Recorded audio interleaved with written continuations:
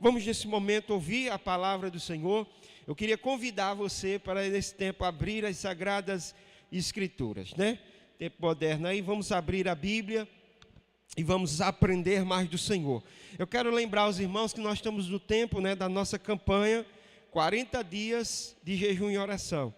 E essa temática, nós estamos pregando todos os domingos a temática da nossa campanha 40 dias de jejum e oração. Então você que baixou o aplicativo no seu celular da nossa campanha, você já tem um esboço aí do sermão na sua mão aí, né? Então já pode estar acompanhando aí. É claro que a gente, né, estuda um pouquinho mais para aprofundar o tema, amém? E o tema dessa semana é a universalidade do Evangelho. A universalidade do Evangelho. Nós queremos ler um texto base em Romanos, capítulo 1, versículo de número 16 apenas, amém? Vamos fazer a leitura desse texto, Romanos, capítulo 1, versículo 16. E que você possa continuar com esse texto aí aberto, e nós vamos estar discorrendo sobre a universalidade do Evangelho baseado em Romanos 1,16, que nos diz assim: pois não me envergonho do Evangelho, porque é poder de Deus para a salvação de todo aquele que crê, primeiro do judeu, depois do grego. Querido Deus e eterno Pai, te louvamos, te exaltamos nessa noite, oramos ao teu nome. Pedimos nesse instante, ó Jesus, que o Senhor fale conosco, ao nosso coração, por meio da tua palavra. Que a tua palavra, Senhor, venha a nós e ao nosso coração e encontre uma boa terra, que germine e que dê frutos a 1 por 30, 1 por 60 e 1 por 100. Glorifica o teu nome, nos conforma a imagem do teu Filho, e que a nossa mente, nesse momento, esteja cativa ao Senhor, para que a tua palavra, Senhor, possa fazer em nós e produzir em nós, Pai, frutos que glorifiquem e exaltem o teu nome. Te louvamos assim, te pedimos essas coisas no nome de Jesus. Amém. Glória a Deus. O texto que nós acabamos de ler está descrito na carta que o apóstolo Paulo escreveu aos crentes da cidade de Roma. O apóstolo Paulo, também conhecido como o maior bandeirante do Evangelho, né?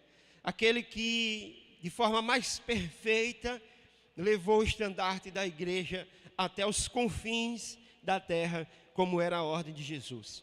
Esse texto, esse livro de Romanos, conhecido como pelo seu arcabouço teológico, talvez uma das obras-primas no que se diz respeito à sistematização da doutrina bíblica no Novo Testamento. Ele foi escrito pelo apóstolo Paulo quando estava preso na cidade de Éfeso, indo em direção a Jerusalém, onde seria morto.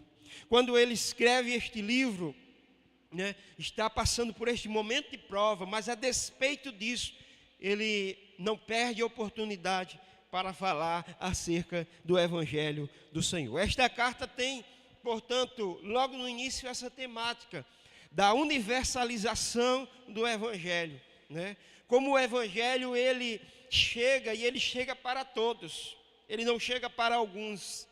O Evangelho, portanto, é a mensagem gloriosa da parte de Deus. Quem foi que disse que nós não temos boa notícia? O Evangelho são essas boas notícias. E o interessante é que Paulo, ao começar o versículo, ele começa com uma negativa. Ele começa dizendo: porque eu não me envergonho do Evangelho. E é claro que existem várias razões para um crente na época se envergonhar do Evangelho. Existiam razões. Paulo não está falando aqui à toa. A primeira razão é que o Evangelho é o Evangelho de Jesus. E quem é Jesus? Jesus é um líder, né? Jesus, para alguns, é um revolucionário. Jesus, para alguém, é só um líder de uma seita, a seita dos nazarenos. Mas para nós que somos os filhos de Deus, Jesus é a imagem do Deus vivo revelado aqui nesta terra. Mas muitos se envergonhavam pela sua origem humilde, o filho de José e de Maria.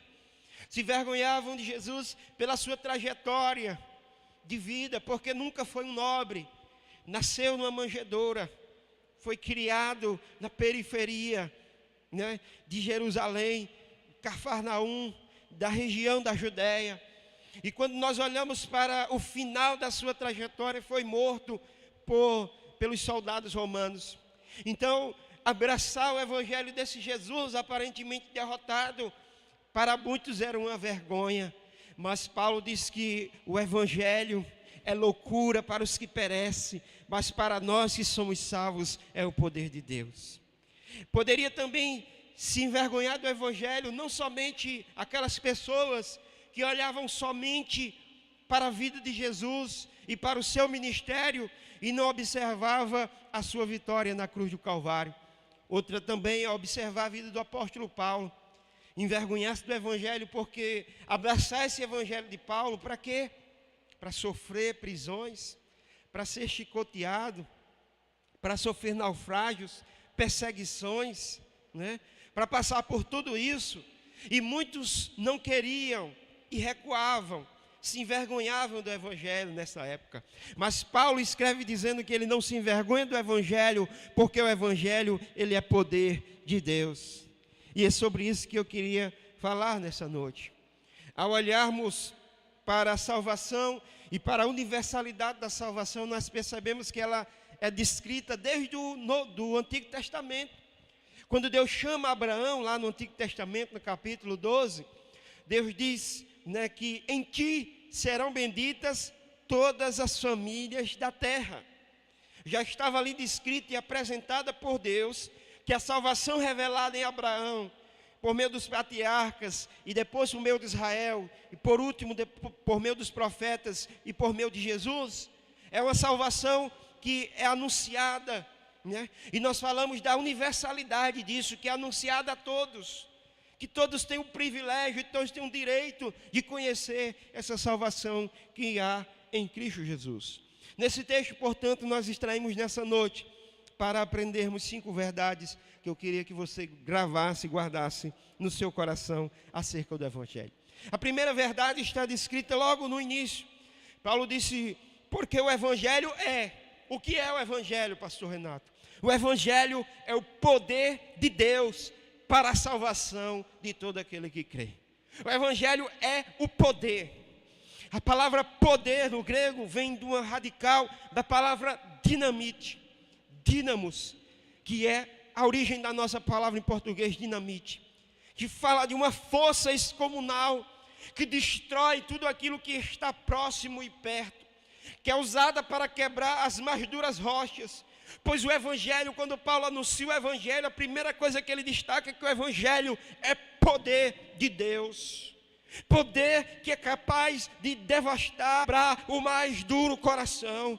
Por isso eu e você, como igreja do Senhor, temos que pregar o evangelho, porque ele é poder. Poder para a transformação das pessoas. Que tipo de coração, pastor? Me dê um exemplo. Está aqui o próprio apóstolo Paulo, um homem cujo coração estava resignado para o mal, resignado, um homem cuja religiosidade ele estava banhado, um homem cujos preceitos totalmente estáticos e firmes. Ele estava certo de que estava servindo a Deus e fazendo a vontade de Deus, matando as pessoas.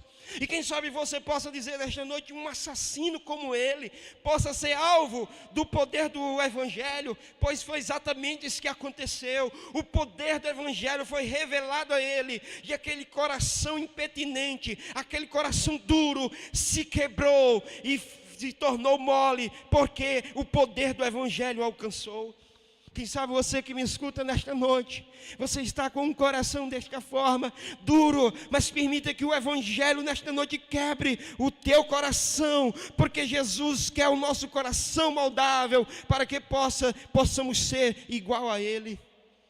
Paulo, amados irmãos, experimentou a força desse poder que é irresistível, por mais incrédulo que seja o coração do homem. Por isso que o papel da igreja, amados irmãos, é pregar o evangelho, porque quando nós pregamos o evangelho, acontece a transformação das pessoas. As pessoas não são mudadas com terapias. Pastor, é bom a terapia? Dá uma ajudadazinha boa. As pessoas não são transformadas por meio de tratamentos medicamentosos.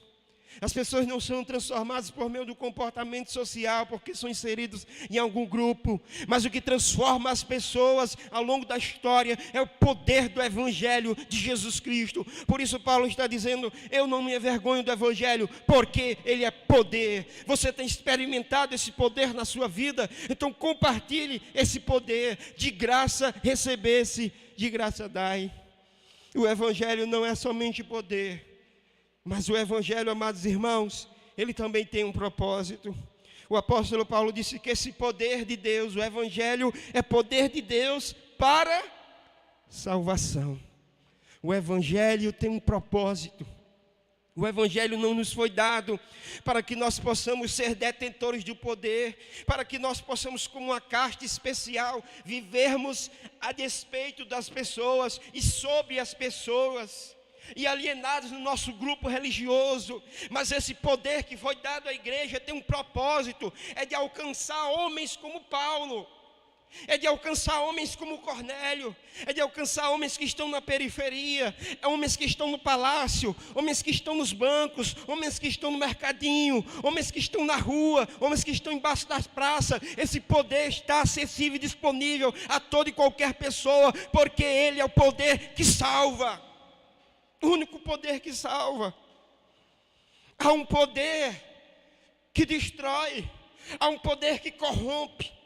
Existe uma frase que diz assim: dê poder ao homem, você saberá quem ele é. Exato.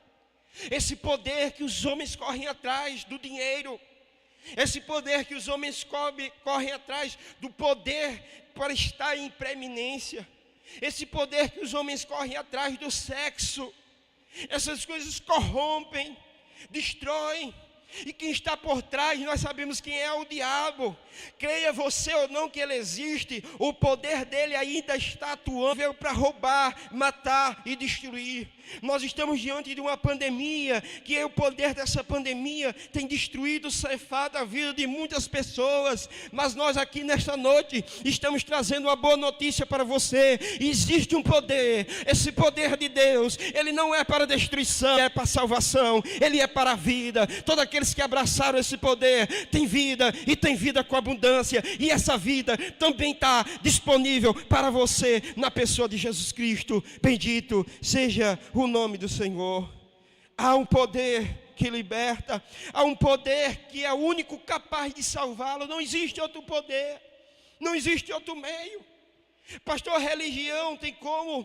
Ela até tenta, porque a religião é a tentativa de ligar o homem a Deus. Mas o cristianismo não é uma religião, porque no cristianismo não foi o homem que tentou chegar até Deus. O cristianismo foi Deus que chegou até o homem. Foi o Deus Emanuel que se fez Deus conosco. Foi uma missão de resgate. Alguém olhou do céu e viu que não há como a gente escapar. Nós estaríamos todos perdidos e sentenciados ao inferno. E naquela reunião celestial, naquela reunião divina, eles olharam para o caos que estava a terra e disseram uns para os outros: quem é que vai? A quem eu enviarei? E um deles disse assim: eis-me aqui, envia-me a mim. E ele veio nessa missão de resgate para resgatar não o soldado Brian, mas resgatar a mim e a você da condenação do inferno e nos trazer para o reino do seu Filho. Louvado e agradecido seja o nome do Senhor. Você que já foi salvo, que já foi liberto, glorifique e exalte o nome desse Deus. Não é por obras, por mais que você tenha uma boa conduta. Eu conheço pessoas que dizem assim: pastor, eu estou quase salvo, né, pastor? Talvez eu nem precise frequentar a sua igreja, porque eu sou tão bonzinho que eu já estou quase salvo. Eu quero dizer para você que não é pelas obras que você é salvo, porque se for pelas obras, todos serão condenados. Mas a palavra de Deus diz que pela graça sois salvos por meio de fé. Não vem de vós, nem das obras, para que ninguém se glorie. Sabe por quê? Porque se viesse das obras, o rico estava na nossa frente, porque ele podia gastar seu dinheiro e fazer um bocado de obra. E o pobre, como tinha pouco dinheiro, não podia fazer quase obra nenhuma. E então ele não ia obter a salvação. Mas nós louvamos a Deus porque a salvação não vem das obras, não vem dos ritos sagrados, não vem do esforço nenhum humano. A salvação, ela vem de Cristo Jesus. Ela não depende de quem corre, mas depende dele. Porque se Jesus não tivesse morrido, não adiantava obra nenhuma que eu e você realizássemos. O exemplo, que, irmãos, que está na Bíblia Sagrada. O apóstolo Paulo escrevendo a Timóteo, ele vai dizer: em nenhum outro nome há salvação, porque debaixo da terra nenhum outro nome há dado entre os homens pelo qual sejamos salvos. Não se engane, amados irmãos, somente por meio de Jesus Cristo obtemos a salvação. O apóstolo Paulo fala em Romanos 3:23, porque todos pecaram e destituídos foram da glória de Deus. Mas pastor, eu sou bonzinho, sou um cara legal, eu sou gente boa, eu quase não cometo delito nenhum, sou uma pessoa honesta. A Bíblia Sagrada diz que todos pecaram, inclusive você. Então diante de Deus você também está sentenciado. Mas louve a Deus, porque Romanos de número 5, capítulo 5, versículo 20 vai dizer que onde abundou o pecado, superabundou a graça de Deus. Receba essa graça do perdão e da glória do nome de Jesus. E entenda essa verdade: só Jesus salva. Não tem santo isso, não tem santo aquilo, não tem preces, não tem rituais religiosos, nada que ninguém lhe ensinou, alguma mandinga, alguma coisa que diz que vai lhe obter a salvação. Na verdade, tudo isso é conversa fiada, é canoa furada. A única coisa que pode salvar o homem é Jesus Cristo, o Filho de Deus. E ele disse: eu sou o caminho, a verdade e a vida. Ele disse: eu sou a porta, então entre por essa porta, no nome de Jesus. Conta a história, amados irmãos, que um homem chamado John Wapper, ele faz parte daquela história do Titanic. Esse homem, esse jovem evangelista, ele também participou daquele naufrágio. E naquele naufrágio, diz a história, que ele estava se agarrado num pedaço de madeira, e ao seu lado também estava outra pessoa, outro jovem agarrado num pedaço de madeira. E aquele jovem estava um pouco distante dele e gritou de longe assim: ei, você já está salvo em Cristo? E ele olhou assim de longe e respondeu: não. E aí o jovem se aproximou dele e fez a pergunta de novo. Não fez a pergunta e disse assim para ele: creia no Senhor Jesus Cristo e você será salvo, e também a sua casa. E novamente aquele jovem se afastou pelas correntezas, e ele fez por onde chegar novamente próximo àquele jovem. E quando ele chegou perto do João, ele fez a mesma pergunta: ei, você está salvo? E ele mais uma vez, entendendo, disse: eu não tenho certeza. E ele novamente respondeu assim, disse para ele: creia no Senhor Jesus e será salvo tu e a tua casa. Aquele homem, aquele jovem, após dizer essas palavras e se afastar pela segunda vez, ele afundou, ele naufragou. Mas no seu último ato, ele levou John Wapper a Cristo, para a glória do nome de Jesus. No momento mais difícil da sua vida, ele entendeu que o Evangelho é o poder de Deus para a salvação de todo aquele que crê. O Evangelho, amados irmãos, tem um alcance. Qual é o alcance do Evangelho? Até onde esse Evangelho chega, pastor? Paulo vai dizer: ele vai chegar a todo aquele que crê.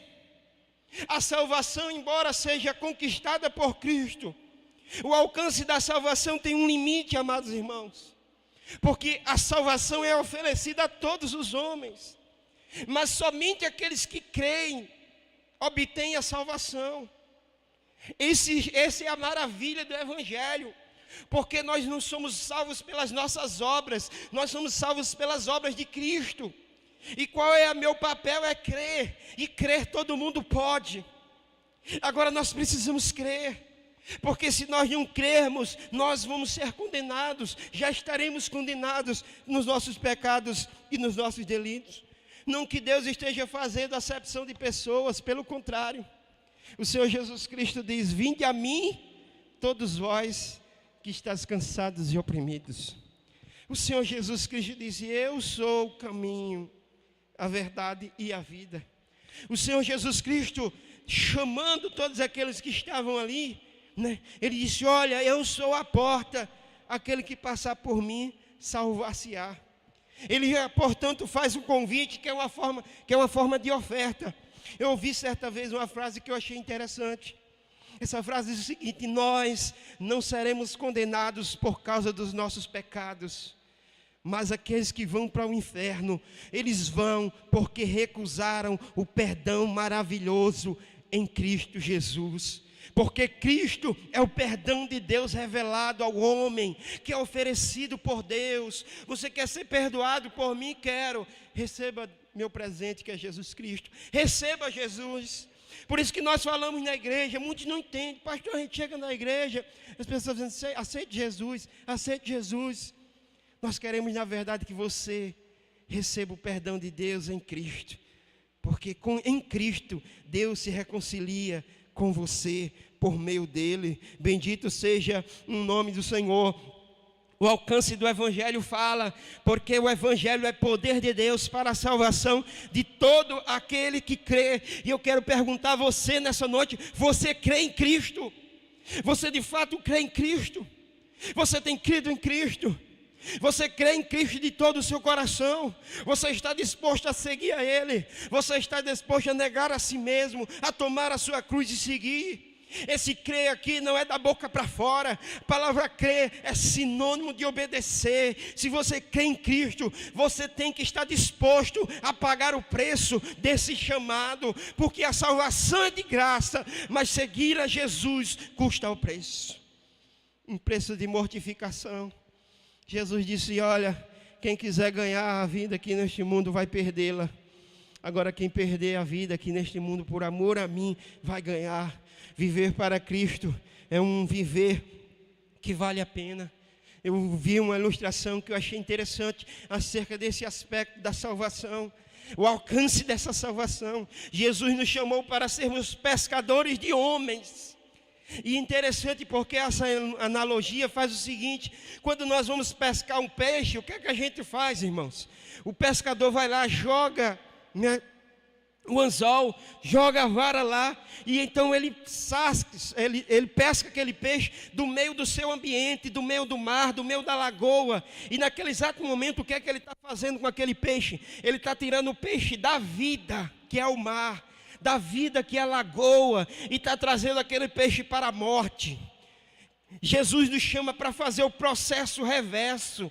Nós somos pescadores de homens, ou seja, eles estão na morte. Quando nós jogamos o anzol do Evangelho, quando nós pregamos a palavra de Deus, e a palavra de Deus desce ao coração do pecador, e ele recebe Jesus, e então ele é transposto da morte, do inferno, das trevas, para o reino de Jesus Cristo. Eu e você somos pescadores de homens. Lance a sua rede, lance o seu anzol, porque quem faz o trabalho é o Espírito Santo de Deus. Bendito seja o nome de Jesus. Aleluias. Para terminarmos, esse Evangelho tem um alcance, mas ele também tem a universalidade.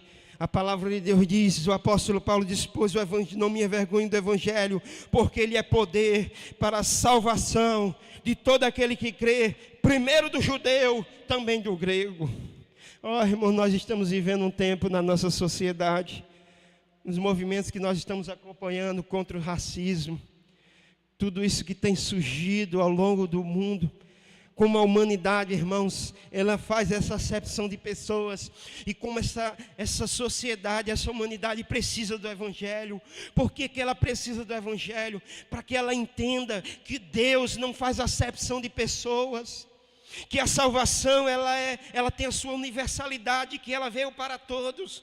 Quem faz a divisão, quem faz a separação é eu e você, somos os homens, que separamos as pessoas pela cor da pele, tratamos um de um jeito e outro do outro, e nós não podemos negar, irmãos, a existência disso, né? Porque até as letras das canções nos diz isso, que o racismo no Brasil, ele existe, isso é uma realidade, isso é um fato. Como as pessoas são tratadas de acordo com a sua cor da pele. Se acontece algo, nós já olhamos para aquele que tem a cor da pele preta, dizemos, esse preto é ladrão. Nós sempre livramos a cara do branco, jamais suspeitamos, mas nós precisamos transpor esse racismo cultural como igreja do Senhor. Sabe por quê? Porque Deus não olha para a cor do pele. O texto sagrado diz, a salvação veio tanto para judeu como para o grego, tanto para judeu como para o grego, tanto para o branco como para o preto, tanto para o rico como para o pobre. precisamos deixar de lado os nossos preconceitos. Como igreja, temos que ser o primeiro a dar exemplo. Quantas e quantas vezes entra no nosso templo, entra na igreja, alguém com cabelo diferente, nós já olhamos diferente para aquela pessoa. Entra alguém com a tatuagem, nós já achamos que aquela pessoa não pode ter Deus dentro dela, porque ela está tatuada. Entra alguém que fala diferente da gente, que se veste diferente da gente, e nós recriminamos. Como igreja do Senhor, se nós fizermos isso, nós estamos tomados de perversos pensamentos, porque toda distinção entre pessoas é diabólica, é demoníaca. Quando agimos em Deus e por Deus, nós tratamos as pessoas como elas são, como elas merecem, com dignidade, com amor, com carinho, com afeto, sabendo que elas são frutos do amor todo-poderoso. O Evangelho, amados irmãos, é o Evangelho da inclusão. A mensagem do Evangelho é endereçada a toda criatura, porque Deus amou o mundo de tal maneira que deu seu Filho unigênito, para que todo aquele que nele crê não pereça. Todo, sem exceção, todo mundo. Para finalizar, o apóstolo fala da eficácia desse Evangelho. Versículo de número 17, de visto que a justiça de Deus se revela no Evangelho, de fé em fé, como está escrito, o justo viverá pela fé. Oh, amados irmãos, que boa notícia! O Evangelho de Jesus é revelado a cada um de nós. Eu sei que nesses dias nós estamos muito tristes, nós estamos passando por situações de sofrimento, de dor. É uma notícia, má notícia atrás da outra. Mas nessa noite nós estamos aqui para lhe dar uma boa notícia, que é a notícia em que Cristo Jesus está consigo, reconciliando o mundo por meio da fé. Eu não sei em que situação você se encontra nessa noite, mas eu quero convidar você a se aproximar desse Deus que lhe oferece um perdão e oferece a reconciliação. E se você já foi perdoado por esse Deus, não faça pouco caso dessa salvação, mas faça valer a pena por meio da sua vida. O justo viverá pela fé. Tem muito justo que quer viver de qualquer forma, quer viver com seus próprios planos e projetos. Não, o justo viverá pela fé, viverá na dependência de Deus, viverá nos passos de Jesus, amando como Ele amou, servindo como Ele serviu, vivendo como Ele viveu, sofrendo como Ele sofreu, pagando o preço que tem que ser pago. Você está disposto a abraçar este perdão nessa noite? Eu quero terminar contando uma ilustração. Conta-se que certa vez um jovem estava indo muito mal nos seus estudos, e o pai então lhe ofereceu uma recompensa. Se chegasse o final do ano e ele passasse, o pai lhe daria um carro, de recompensa ao seu esforço. Aquele menino mudou o comportamento da água para o vinho, pensando na recompensa do carro. E então ele estudou, se esforçou, e chegou no final do ano, então ele foi aprovado. O pai não ficou muito feliz, porque percebeu que o esforço daquele menino estava advindo, não porque realmente ele queria ser alguém melhor, ele queria crescer na carreira, ele queria ser um melhor aluno, mas por causa da recompensa. E então, quando chegou o dia daquele aniversário, que o pai prometeu dar o presente, o pai levou o presente dentro de uma caixa e entregou, àquele menino. E quando o menino abriu a caixa, ele teve uma surpresa. Em vez da chave do carro, ele viu uma Bíblia. E então, a partir daquele dia, ele ficou revoltado com o seu pai, ficou revoltado com a vida, porque ele havia se esforçado tanto e não havia recebido o presente que o pai prometera. E a partir daí, ele se revoltou com o pai, não quis mais contato com o pai, foi estudar fora, e afastado daquele pai, por várias vezes o pai quis ter contato com aquele filho, e aquele filho nunca quis ter contato com aquele pai. E passasse os tempos, o pai morreu. E a sua mãe foi visitar aquele filho rebelde. E ao chegar lá, entregou a Bíblia que havia sido o último presente do seu pai quando tinha vida para o seu filho. E aquele filho, quando pegou a Bíblia, que abriu, percebeu que dentro dela havia um cheque. E aquele cheque também estava escrito um bilhete perto daquele cheque, e dizia: meu filho, eu estou aqui lhe dando como prometido um cheque no valor do carro que eu lhe prometi. Mas eu estou aqui para dizer que mais importante do que esse presente que eu estou lhe dando é esse livro que ele está dentro, a Bíblia Sagrada. Porque se você conduzir a sua vida por ela, você será bem-sucedido em todos os seus caminhos. Aquele filho amargamente chorou, porque o pai havia dado o melhor e maior presente a ele, e ele havia rejeitado por causa de um desejo egoísta do seu coração. Nessa noite eu quero oferecer a você o convite de Cristo, que é o perdão de Deus. Não importa o que você fez ou o que você deixou de fazer, o Evangelho é o poder de Deus para a salvação de todo aquele que crê. Deus quer mudar a sua história. Deus tem uma nova vida para você. Deus quer fazer uma transformação que você não consegue fazer em você. Quantas vezes você quis mudar? Quantas vezes você tentou mudar? Pastor, não consegui. Eu queria mudar pelo meu filho, eu queria mudar pela minha mulher, eu queria mudar pelos meus irmãos, tantos que eles apostam em mim, tantos que eles querem que eu vá para frente, mas eu nunca consigo. Eu sempre dou um passo para frente e 3 passos para trás. Eu não consigo me firmar na vida.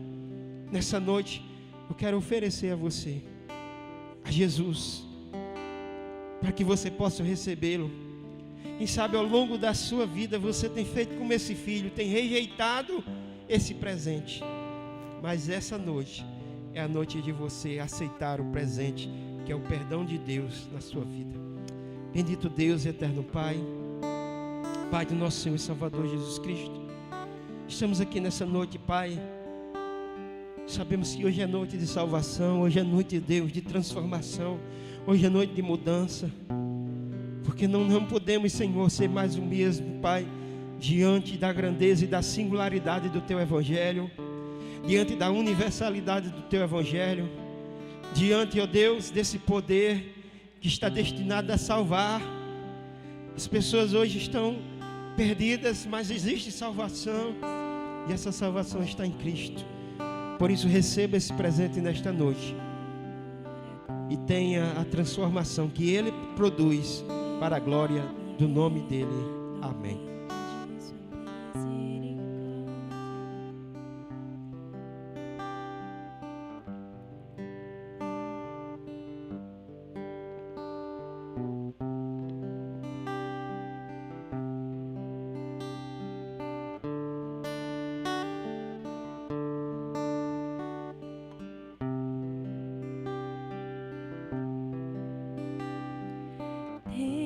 Ciúmes de mim, o seu amor é como um furacão, e eu me rendo ao vento de sua misericórdia. Então de repente não vejo mais minhas aflições, eu só vejo a glória. E percebo quão maravilhoso Ele é, e o tanto que Ele me quer. Oh, Ele me amou. Oh, Ele me ama. Ele me amou. Oh, Ele me amou. Oh, Ele me ama. Ele me amou. Me ama. Ele me ama.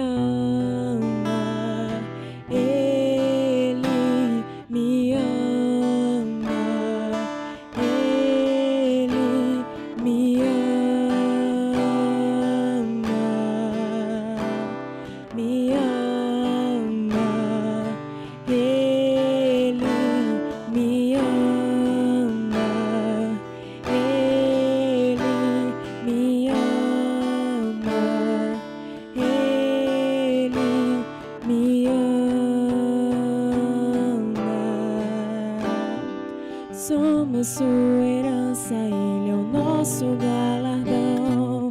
Seu olhar de graça nos atrai à redenção. Se a graça é o oceano, estamos afogando. O céu se une à terra com um beijo apaixonado. O coração dispara no corpo acelerado.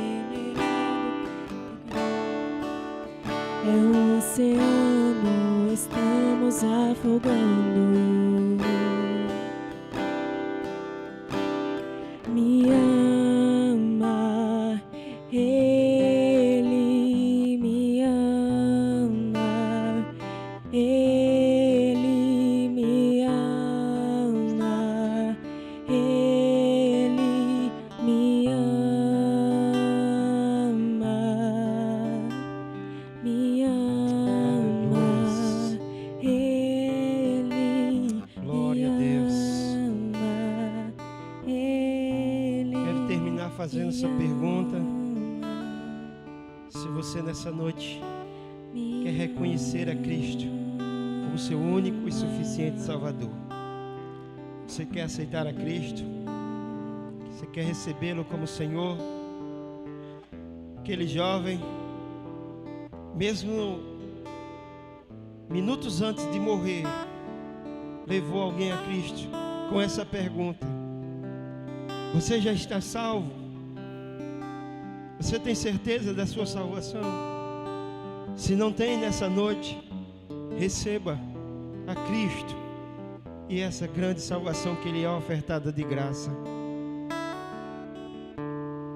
O Evangelho sim fala da condenação, fala do quanto nós somos pecadores, mas sobretudo fala da salvação que há em Cristo Jesus. Que Deus nos abençoe, que Deus te abençoe poderosamente. Compartilhe sua decisão. Nós queremos caminhar com você, né? Queremos caminhar com você. Então o nosso zap aí para você possa fazer contato, né? 988 16 35 16. Então entre em contato conosco. Nós vamos estar orando por você. Nós vamos estar caminhando junto, né?